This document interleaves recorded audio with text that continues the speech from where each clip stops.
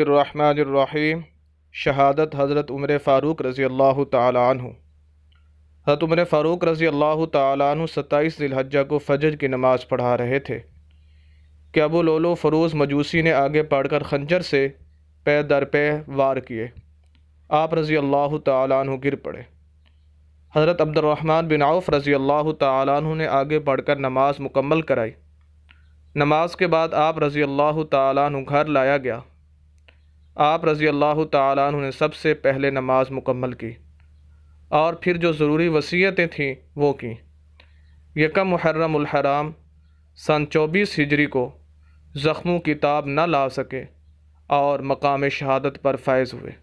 यूँ ये अदल इंसाफ का आफ्ताब दुनिया से हमेशा के लिए ग़रूब हुआ और रहती दुनिया तक अदल इंसाफ की किरणें छोड़ गया। वस्सलाम।